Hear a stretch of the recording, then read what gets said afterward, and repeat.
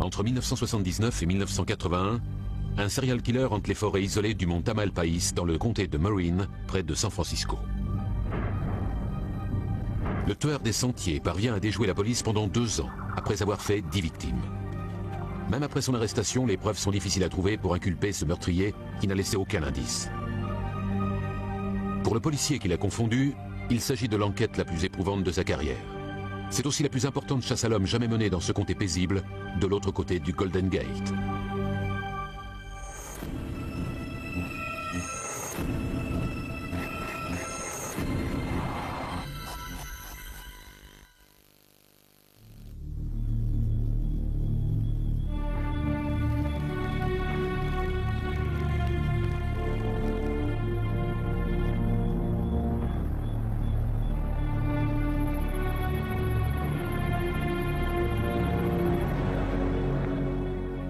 Je n'aurais jamais trouvé l'endroit tout seul. Je ne connaissais pas du tout ce coin, je n'y étais jamais allé et je n'avais pas de carte de la région. Alors j'ai préféré demander que le garde du parc me rejoigne sur le parking. C'est par ici. Quelqu'un d'autre est arrivé? La situation était assez embarrassante. J'allais diriger l'enquête sur cet homicide et je ne connaissais même pas le terrain. Je me sentais un peu comme le petit nouveau, mais je tenais quand même à avoir l'air d'un pro. J'étais en costume cravate et en chaussures de cuir, et j'ai eu l'impression de marcher pendant des heures. Il faisait nuit noire. Je me suis dit, qui a bien pu venir se faire tuer ici? Et surtout, qui a pu venir commettre un meurtre ici? C'est une vraie jungle. Il fallait quitter le sentier et monter à travers les broussailles. Ouais, il y a des broussailles partout. Et soudain, on a vu ce corps de femme, si saisissant à cause de la lumière venant des torches et des lanternes des policiers. Alors, on avait juste un corps avec des chaussettes.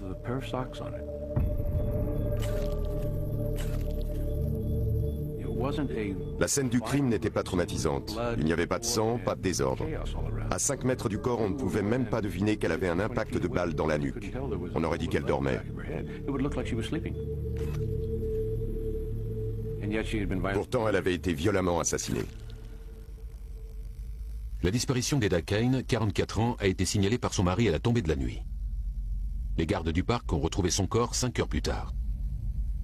Elle a été tuée avec une précision morbide. Les trous qu'elle avait dans la nuque se superposaient. Il y avait un seul impact, mais 2 balles d'une arme de calibre 44. Un très gros calibre. On aurait dit que les 2 tirs avaient été enchaînés, boum boum. Les 2 impacts ne faisaient pratiquement qu'un. Il s'agit du premier homicide commis dans le mont Tamalpais.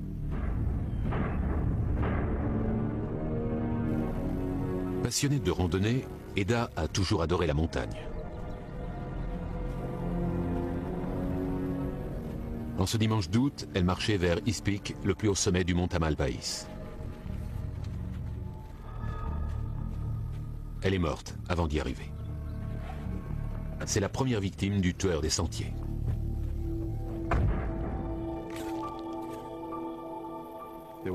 Autour d'elle, il n'y avait rien de visible à l'œil nu. Ni campement, ni vêtements, ni sac à dos. Rien. J'avais le sentiment que cette femme avait été transportée là et j'avais peur qu'elle ait été sexuellement agressée. L'auteur du crime l'avait allongée par terre, face contre terre, et l'avait abattue d'une balle dans la nuque. Il y avait là un sentiment de dégradation et d'humiliation pour la victime.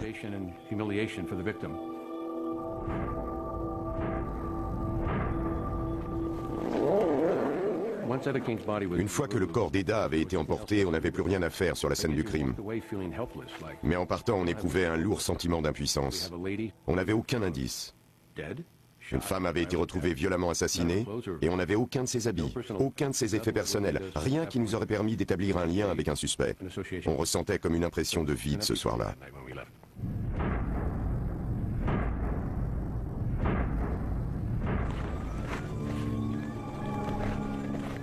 On devine une sorte de rituel effrayant sur le lieu du crime. La position du corps, la nudité, la feuille sur le dos de la victime. C'est un scénario auquel la police sera souvent confrontée pendant 2 ans.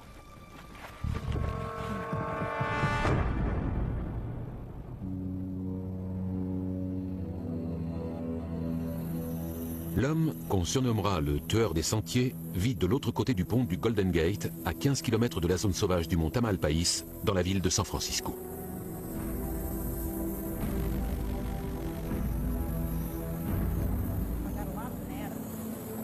David Carpenter a 50 ans et habite chez ses parents âgés.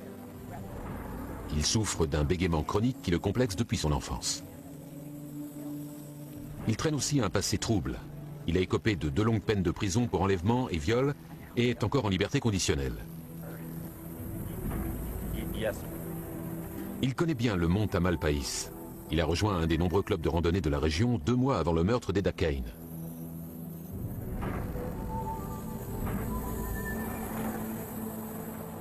Du balcon de son bureau, Keaton aperçoit la montagne au loin.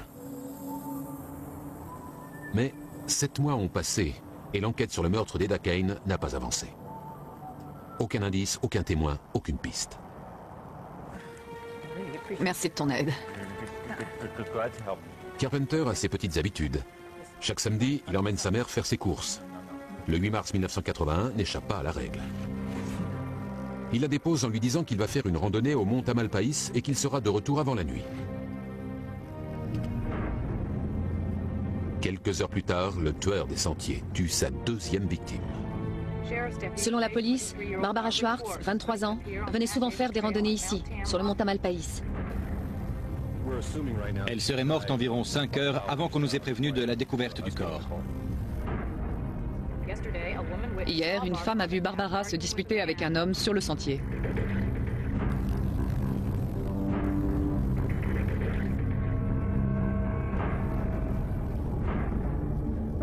Les policiers du comté de Marin ont passé la journée sur le mont Tamalpais à enquêter sur le meurtre. Ils peuvent désormais s'appuyer sur 2 éléments importants, un témoin et un portrait robot du tueur. L'homme recherché est blanc, avec les cheveux bruns et raides, âgé de 20 à 30 ans. Il portait une chemise écossaise. Il a tué Barbara Schwartz, une femme de 23 ans, qui vivait à Mill Valley depuis 1 an et demi et travaillait dans une boulangerie de San Rafael. Après ce 2e meurtre, la police se voit dans l'obligation de montrer des résultats. Elle publie alors ce portrait robot. Mais Keaton n'est pas convaincu. Le portrait a donné une direction à l'enquête à ce moment-là parce qu'on n'avait rien d'autre de concret. On avait donc ce témoin, bon ou mauvais, une femme qui nous disait avoir vu quelqu'un. On ne savait même pas si ce quelqu'un avait un rapport avec le meurtre. Déjà là, on était allé un peu vite. Ce témoin n'avait pas vu l'homme en question agresser Barbara Schwartz. Un homme présent dans les parages, c'est toujours une bonne piste pour les enquêteurs. Mais ça n'est qu'une piste. La hiérarchie a voulu publier le portrait robot car c'était le seul élément qu'elle avait. Les indices semblent accuser un jeune homme qui parvient à ses fins non pas en agressant sexuellement ses victimes, mais en prenant du plaisir à les traumatiser sur les scènes de crime. Le jeune homme en chemise écossaise n'a jamais été identifié, mais son visage continuera de dominer l'enquête pendant encore 1 an. Il faudra 5 autres victimes avant que la police ne réalise qu'elle faisait fausse route.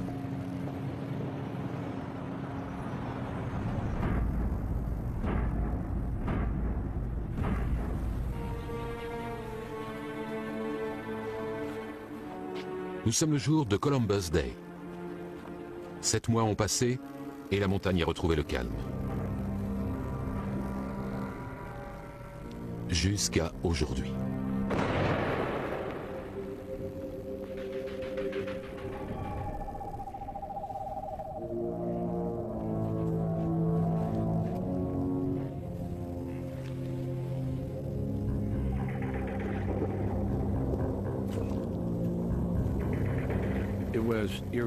J'en avais des frissons, vraiment.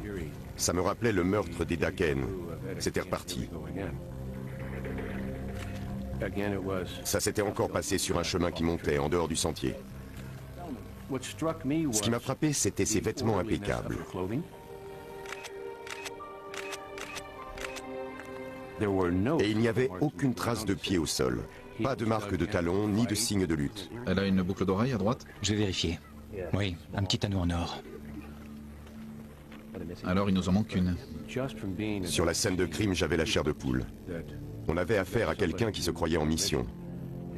Combien de victimes allait-il tuer avant qu'on l'attrape? Ann Alderson est une étudiante de 26 ans, venue passer ce long week-end chez ses parents. Elle a reçu une balle sur le côté de la tête. Il lui manque une boucle d'oreille et elle a été violée. Je ne pourrai jamais le prouver, mais je crois savoir ce qui s'est passé sur cette scène de crime.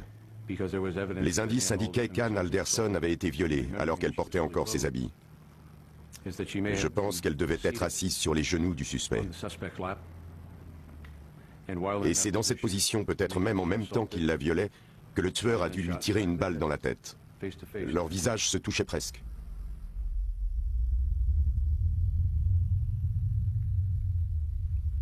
Keaton parvient à reconstituer les dernières heures de la vie d'Ann.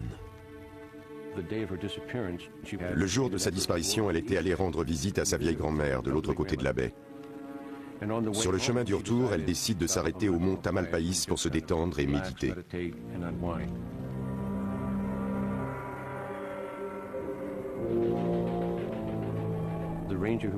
Alors qu'il faisait sa ronde tout en haut de l'amphithéâtre, le garde de service ce soir-là avait bien remarqué cette jeune fille assise toute seule. Mais elle était si concentrée dans sa méditation qu'il n'avait pas voulu la déranger ni l'interrompre.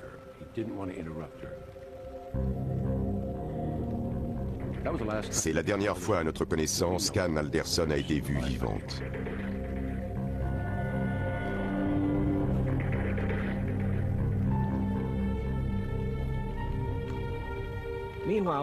Les Anderson ont passé la journée dans leur maison de Terra Linda. Les funérailles n'ont pas encore été organisées. Aucun mot ne peut exprimer leur chagrin. Reste la question lancinante du pourquoi. Anton Pearson à Terra Linda pour News Center 4. Quand on commence une enquête, on cherche d'abord à savoir qui est la victime. Alors, avant même les funérailles, on était dans sa chambre à observer ses effets personnels, à examiner le moindre objet. Mais on cherchait aussi des traces d'un proche qui pourrait être suspect, car la victime ne s'était pas débattue. Dans ces moments-là, on est un peu perturbé, un peu ému. On se dit, quel gâchis, pourquoi elle? Dans sa chambre, il y avait des souvenirs d'école, des photos de sa famille, de ses amis, des gens qui comptaient pour elle, comme son frère. Ces détails rapprochent forcément un enquêteur de la victime. Puisque les victimes ne peuvent plus parler, nous le faisons à leur place.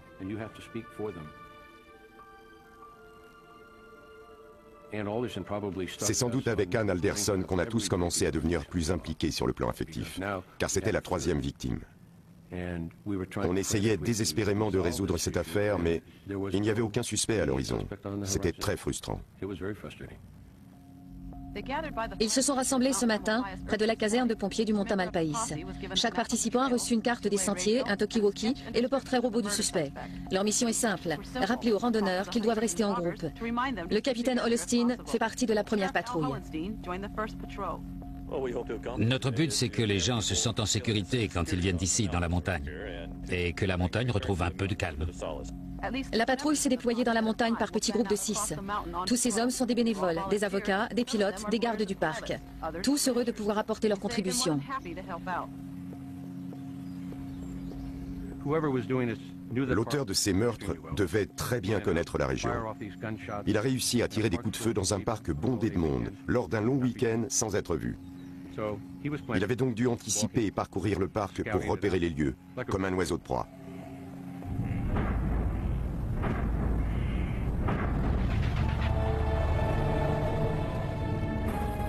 La police enregistre des centaines de témoignages de riverains, de randonneurs ou de gardes du parc. Mais rien n'en ressort. Et les équipes qui fouillent le parc ne trouvent aucun indice.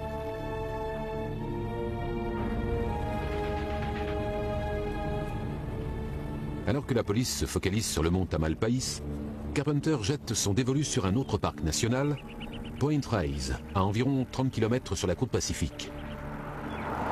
Il s'agira du chapitre le plus horrible de l'histoire du tueur des sentiers.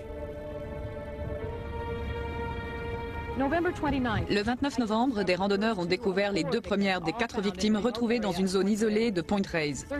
Un groupe parti à la recherche de 2 jeunes filles a découvert par hasard le corps d'un jeune couple enterré à la va-vite. Je commençais les recherches comme on me l'avait demandé, et au bout d'à peine 15 minutes, le long d'une corniche assez dégagée, j'ai remarqué un bout de chaussure qui dépassait des fougères. Je me suis rapproché et j'ai découvert 2 corps.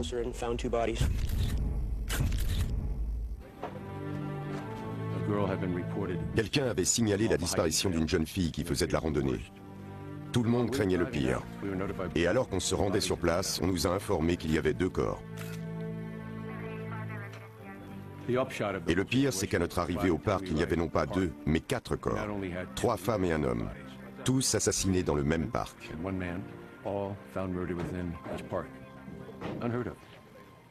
C'était du jamais vu.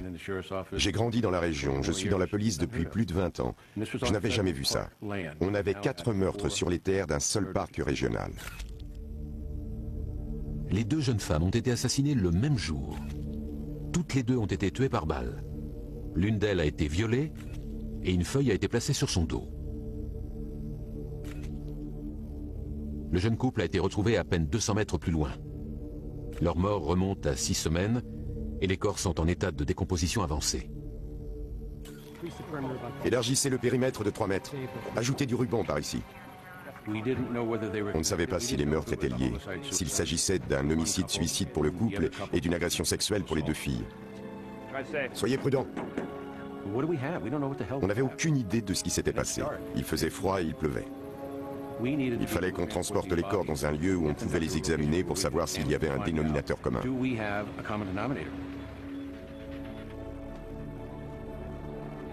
Selon le rapport balistique, il y a bien un dénominateur commun. On sait qu'il s'agit du même tueur pour les 5 derniers meurtres. Les balles extraites des têtes des victimes, les 4 de Point Reyes et Ann Alderson au mont Tamalpais, avaient toutes été tirées de la même arme. Et cette même arme avait probablement été utilisée par une seule personne. On avait donc 2 différentes scènes de crime où les corps avaient été retrouvés. On avait une distance géographique entre les 2, mais aussi une distance temporelle de 6 semaines. Les 2 jeunes filles étaient portées disparues depuis 6 semaines. À partir de ce moment-là, l'enquête s'élargissait à une zone beaucoup plus vaste. Mais en même temps, elle se focalisait sur une seule arme, et sans doute sur un seul coupable.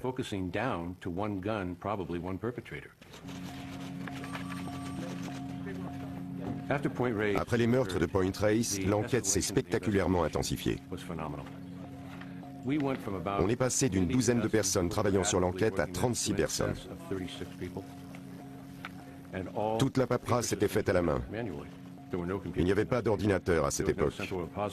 Les seules archives centralisées étaient des tiroirs remplis de rapports écrits à la main par des agents sur le terrain. Il régnait donc un incroyable sentiment de confusion dans les bureaux de la police du comté de Marin. L'équipe de Keaton reçoit des centaines d'appels, mais aucun ne mentionne David Carpenter. Aucun témoignage ne parle de lui. Il est en liberté conditionnelle pour agression sexuelle, mais comme il a été incarcéré dans une prison fédérale, son nom n'apparaît pas sur les fichiers de la police de Californie. Sa plaque d'immatriculation n'a jamais été repérée dans la région.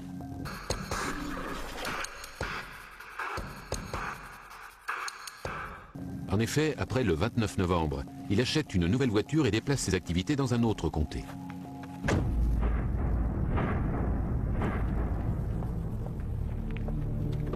Mais en mars 1981, Keaton et son collègue Chuck Brandy détiennent leur première piste sérieuse.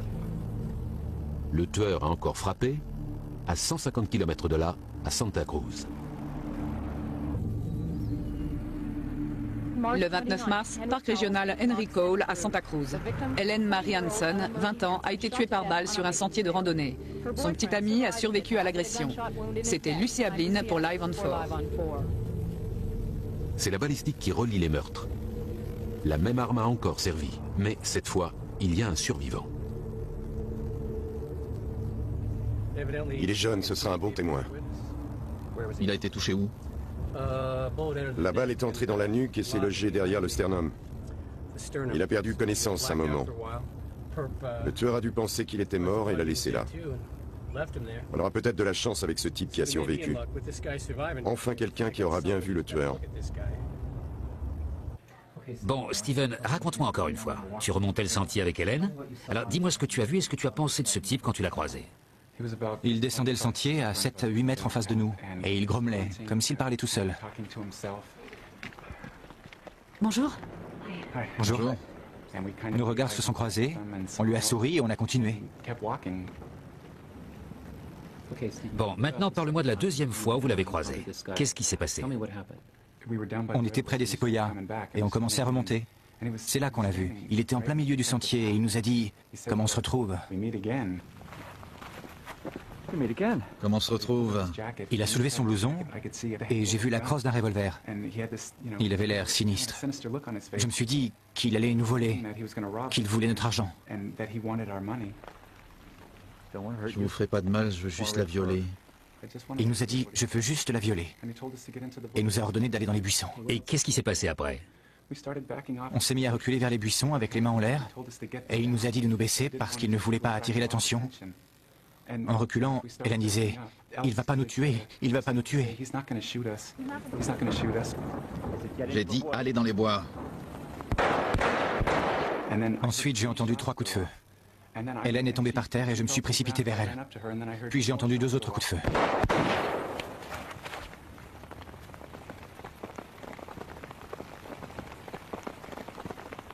Je me souviens d'être resté allongé un moment. Et quand je suis revenu à moi, Hélène était à côté. J'ai tout de suite vu qu'elle avait reçu une balle dans la nuque. Hélène? Il y avait du sang partout et j'ai compris qu'elle était morte. Hélène? Le parc de Santa Cruz est plus petit et plus fréquenté que celui du mont Tamalpais. Carpenter est repéré par des témoins alors qu'il s'enfuit en voiture. Pour la première fois, il laisse une trace. Dis-moi exactement à quoi il ressemblait. Donne-moi tous les détails dont tu te souviens.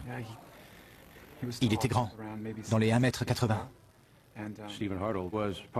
Stephen Hurtle était sans doute le témoin le plus précis que j'ai rencontré dans toute ma carrière. Il décrivait cet homme avec tant de détails, c'était comme s'il visionnait un film dans son cerveau, avec des images qu'il avait vues et qu'il avait enregistrées à jamais. Il devait avoir la cinquantaine. Il avait des lunettes et un blouson bleu, une sorte de coupe-vent. La description précise de Stephen Hurtle d'un homme dégarni dans les 50 ans semble bien loin de l'homme en chemise écossaise. Comme Keaton le craignait, la police a poursuivi un mauvais suspect pendant plus d'1 an. Au début, j'étais vraiment furieux. Ça m'enrageait de penser qu'on avait perdu tant de temps sur un mauvais portrait robot. On avait perdu du temps et de l'énergie. Mais on ne pouvait pas se permettre de ruminer tout ça, d'être satisfait ou en colère, ou de jeter des pierres. Il fallait aller de l'avant, se demander qui était ce type et réfléchir à la façon dont on allait l'arrêter avant qu'il fasse d'autres victimes.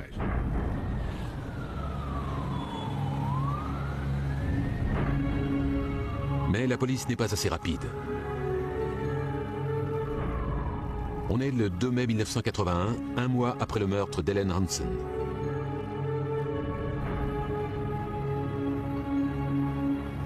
Heather Skaggs, une collègue et amie de Carpenter, veut s'acheter une voiture d'occasion. Carpenter lui propose de la conduire chez un ami concessionnaire près de Santa Cruz. Pour la première fois, il prend pour cible une de ses connaissances. Bonjour, Monsieur Carpenter. Bonjour. Comment ça va? Bien, et vous? Super, merci. Je suis contente pour la nouvelle voiture. Votre nouvelle voiture d'occasion, hein?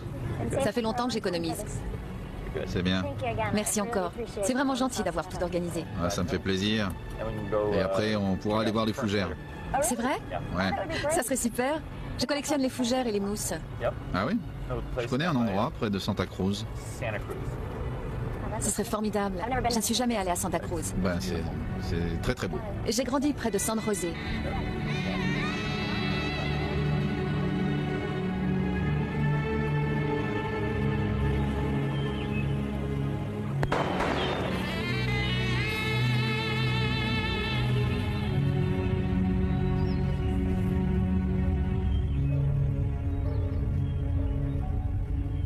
Le corps d'Heather sera retrouvé 3 semaines plus tard.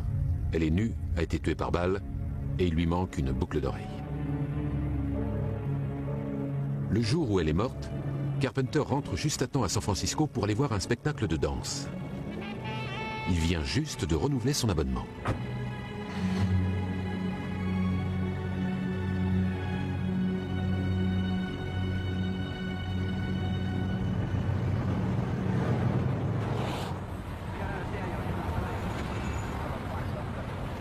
C'est le petit ami d'Heather qui signale sa disparition.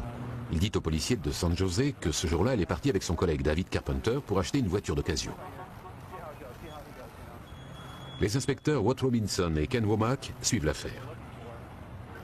Quand on a récupéré le dossier de cette portée disparue, il était déjà passé de bureau en bureau. C'était un cas banal. Qu'un adulte disparaisse pendant 24 heures, ça n'a rien d'extraordinaire. On était dans une situation assez délicate. On n'avait pas de corps et aucune preuve qu'elle avait été tuée. On avait juste cette jeune femme disparue qu'il fallait absolument retrouver. Et puis, en fin de compte, avec Ken, on s'est retrouvé embarqué dans une véritable tempête. Il s'agissait maintenant de traquer un serial killer qui sévissait dans les comtés de Marin et de Santa Cruz. Les deux policiers décident de se rendre sur le lieu de travail de Carpenter. Une voiture rouge est garée à l'extérieur. Ken Womack fait le rapprochement avec la voiture rouge repérée par les témoins après les meurtres de Santa Cruz. À présent, ils veulent vraiment rencontrer Carpenter. Ken avait contacté Richard Wood, le contrôleur judiciaire de Carpenter. Je suis Walt Robinson, voici mon collègue. Ken Womack. David Carpenter. Le rendez-vous a eu lieu un vendredi après-midi à 13 h. Merci de prendre le temps de nous rencontrer. Nous enquêtons sur une personne portée disparue. Vous connaissez Heather Skaggs? Oui. On voulait rencontrer David, mais pas dans ces conditions. Étant en liberté conditionnelle, il savait que si la police venait sur son lieu de travail, ça n'augurait rien de bon. Quand l'avez-vous vu pour la dernière fois? Vendredi après-midi, en rentrant chez moi après le travail. On savait tous que Carpenter avait donné rendez-vous à Heather, mais on voulait entendre sa version. Oui, c'est vrai que vous deviez l'aider à trouver une voiture? Oui, samedi matin. Je me suis pas réveillé, alors je l'ai pas vu ce samedi. Quand on lui a parlé de ses voitures, il nous a dit qu'il n'en avait qu'une. Non, j'ai juste un break noir, c'est tout. Il n'a pas dit qu'il avait aussi une voiture rouge. Ce qui était assez révélateur, car selon son patron, c'était bien sa voiture qui était garée devant. Pour moi, c'était impossible qu'il soit le responsable des meurtres de Marin ou de Santa Cruz. Tout simplement parce que notre témoin de Santa Cruz nous avait bien dit que le tueur d'Helen Hansen s'était mis en travers de leur chemin et leur avait parlé d'une voix basse, calme et décidée, sans aucun défaut de prononciation. Ce samedi soir, j'étais à un spectacle de danse classique. Puis il nous a raconté que sa mère était à l'origine de tous ces problèmes. Il a dit « Elle m'a fait prendre des cours de danse classique et j'avais horreur de ça. » C'est vrai, oui, j'en ai fait pendant 1 an quand j'avais 9 ans. Moi aussi. C'est votre mère qui vous a forcé? Oui, toute une année. Tu savais pas ça, Ken, hein? J'ai regretté avoir dit ça devant mon collègue parce que ça m'a poursuivi longtemps. Mais M. Carpenter s'est levé et il était tellement excité qu'il s'est mis à danser et à prendre des pauses. J'étais complètement sous le choc. J'avais ouvert une porte sans avoir la moindre idée que David Carpenter s'y précipiterait. Mais quand il a fallu danser Roméo et Juliette devant les parents... Le plus impressionnant, c'est que David Carpenter avait arrêté de bégayer dès qu'on avait commencé à parler de danse classique. Je me suis dit qu'il devait avoir la même maîtrise quand il tenait une arme que maintenant quand il parlait de danse classique ou d'un autre sujet qu'il connaissait bien. Vous pensez que je suis le suspect numéro 1 dans votre enquête pour meurtre, non? Nous enquêtons sur une personne portée disparue, pas sur un homicide. Je sais que je suis le suspect numéro 1. Mais si ce n'est pas le cas, je devrais l'être. David, vous savez qui est le tueur des sentiers? Vous êtes en train de nous dire que vous êtes le tueur des sentiers.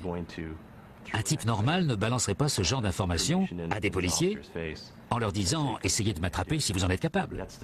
Pourtant, c'est l'impression que j'avais avec ce personnage. Et plus on discutait avec lui, plus je me sentais mal. Je me disais qu'en nous quittant, il allait se rendre dans une forêt à Santa Cruz ou dans le comté de Marin et tuer d'autres innocents. Merci pour votre temps. J'espère qu'Heather ne s'est pas fait tuer ou violer. On l'espère aussi. Après le départ de Carpenter, on avait un profond sentiment d'urgence. Avec Ken, on était paniqués. On venait de voir un serial killer s'éloigner les mains libres. Au revoir. Merci. Womack et Robinson avaient fait ce qu'il fallait faire. Aucun bon enquêteur à leur place ne se serait précipité prématurément pour l'arrêter, sans avoir tous les faits, toutes les informations. Ils voulaient éviter de mettre en péril les enquêtes pour homicide des comtés de Santa Cruz et de Marin. Ils ont fait ce qu'il fallait faire.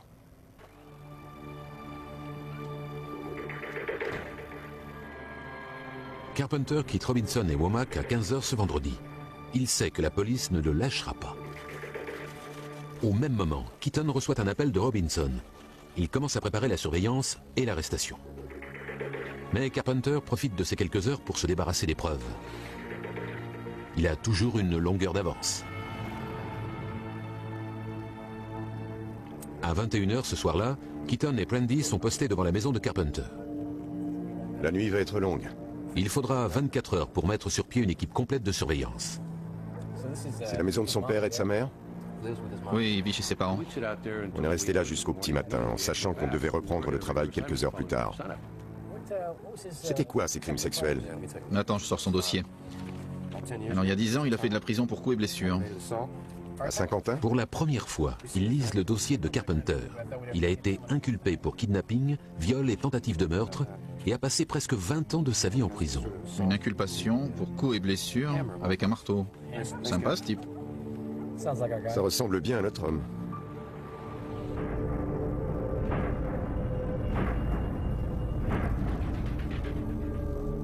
Bien que se sachant surveillé, Carpenter parvient à se débarrasser d'une pièce à conviction capitale. Pour cela, il contacte un ancien ami de prison, Shane Williams. Bonsoir Shane. Salut David, comment ça va? Bien et toi? Ça va? Ça fait longtemps? Ouais, ça fait un bail. Il paraît que t'as quelque chose pour moi? Oui, quelque chose dont tu auras besoin pour ton prochain coup. Ah ouais. Parfait. T'as des munitions? Au fond du sac. Super.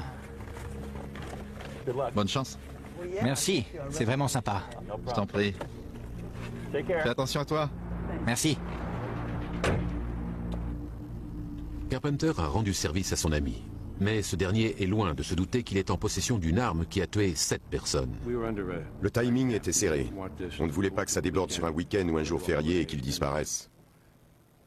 On savait au fond de nous que Carpenter était le suspect. C'est lui qui était responsable des meurtres. On avait les mandats en notre possession.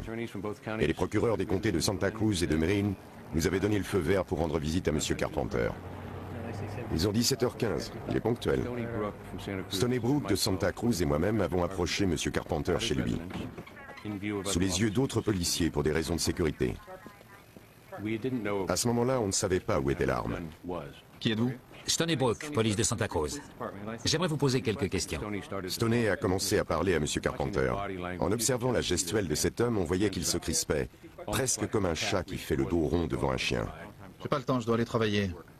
J'aimerais vous poser quelques questions sur la disparition d'Heather Skaggs. Vous savez quelque chose? C'est un crime capital. À ce moment-là, Stoney Brook a sorti de son manteau un mandat d'arrêt pour meurtre. Levez les bras et écartez les pieds. Monsieur Carpenter, vous avez le droit de garder le silence. Tout ce que vous direz pourrait être retenu contre vous. Je l'ai plaqué contre le mur pour le fouiller. L'État peut vous octroyer un avocat. Ne faites pas de mal, je suis un prisonnier modèle. J'étais révolté. Ce type a un mandat d'arrêt pour meurtre contre lui. La police vient l'arrêter. Et comme il ne peut y échapper, il vient nous supplier en nous disant qu'il a toujours été un prisonnier modèle. Dans ma tête, j'avais des flashs des scènes de crime. Je voyais les personnes qu'il avait tuées. Comment osait-il dire « ne me faites pas de mal » après ce qu'il leur avait fait?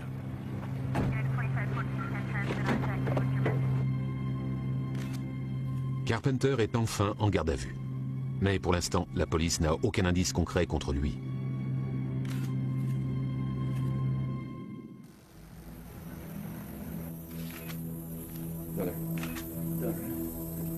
Une carte du Mont Tamalpais. Les enquêteurs attendent beaucoup de la perquisition, mais tous les indices qu'il aurait pu rapporter ont disparu.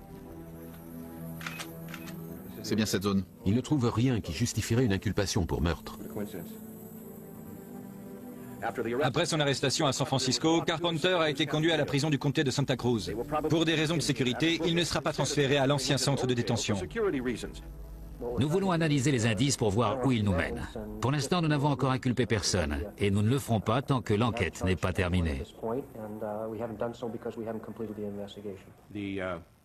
Alors que l'enquête se poursuivait, M. Carpenter devait se plier à une séance d'identification à Santa Cruz. Il fallait faire vite. Stephen Hortel était venu pour l'identifier. Est-ce que le numéro 4 peut se tourner vers la gauche? Numéro 4, tournez-vous vers la gauche. Pendant toute cette journée où Carpenter a été transporté à Santa Cruz pour la séance d'identification, on était tous sur les nerfs. Comme un père qui attend la naissance de son bébé. Tout le monde était collé au téléphone, des secrétaires aux réceptionnistes en passant par les gardiens. Le numéro 5, sans ses lunettes. Si Hortel avait un peu hésité, ou s'il n'avait pas été complètement sûr de lui pour une raison quelconque, ça aurait été catastrophique pour nous. Le numéro 3 avec ses lunettes. Numéro 3, avec les lunettes.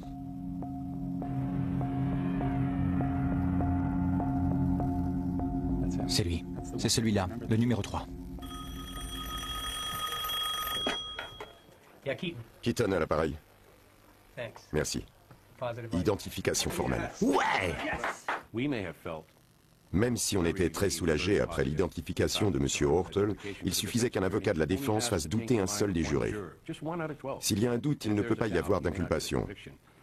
Notre priorité à ce moment-là était donc de trouver l'arme. Où était l'arme?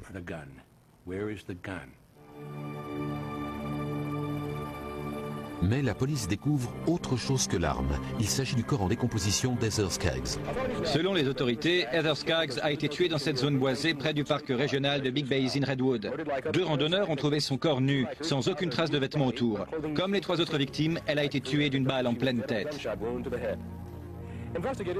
Les enquêteurs vont procéder à des tests balistiques pour recouper les indices avec ceux des autres meurtres. L'arme utilisée était un revolver de calibre 38 qui n'a pas encore été retrouvé.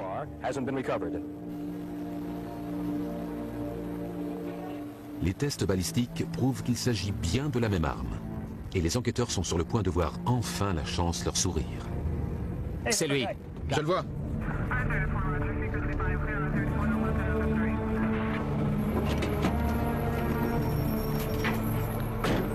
Shane, mets-toi contre le mur, maintenant.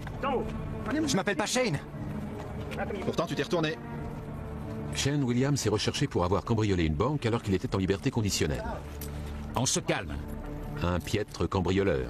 Il a oublié la carte d'étudiante de sa petite amie et leur note d'hôtel sur le comptoir de la banque après le hold-up. C'est bien marqué Shane sur tes papiers. Tu viens avec nous.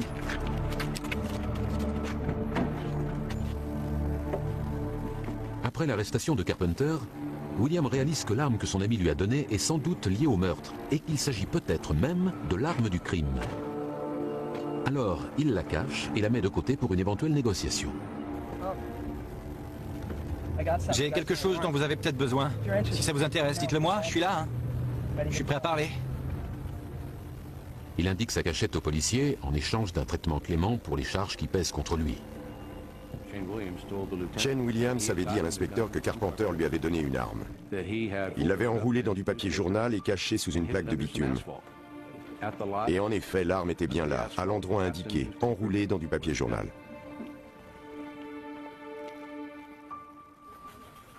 Quand l'inspecteur a ramené l'arme au bureau, on avait du mal à y croire. La chance nous avait enfin souri. Enfin. Mais là où on a vraiment été soulagé, c'est quand le laboratoire nous a appelés pour nous dire que l'arme correspondait bien à tous les homicides. Si on repense au moment où il a tué Mademoiselle Hansen et tiré sur Stephen Hortel, J'ai entendu 3 coups de feu. Hélène est tombée à terre et je me suis précipité vers elle. Puis j'ai entendu 2 autres coups de feu. ça faisait 5 balles. Il avait un revolver, mais c'était un revolver à 5 coups. S'il avait eu une balle de plus, Stephen Hortel n'aurait pas été là pour témoigner. Et on chercherait peut-être encore le tueur des sentiers. Carpenter est jugé 2 fois. D'abord pour les meurtres de Santa Cruz, puis pour les crimes du comté de Marin. Lors des 2 procès, il plaide non coupable. Mais les 2 jurys rendent un verdict unanime. Il est jugé coupable de 3 viols, d'une tentative d'homicide et de 7 homicides volontaires.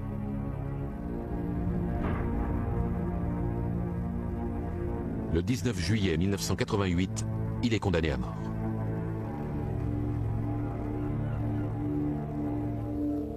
Mais le jugement est toujours en appel et David Carpenter est encore en vie. C'est maintenant le plus vieux prisonnier en attente de la peine capitale à la prison de San Quentin, à quelques kilomètres du mont Tamalpais. Aujourd'hui encore, il clame son innocence. Il est le seul à pouvoir répondre de ces dénégations. Les preuves sont accablantes. S'il avait eu la moindre décence, il aurait pu venir nous parler, nous expliquer ce qui s'était passé avec ses victimes, ou peut-être avec d'autres. Mais ce jour-là ne viendra jamais.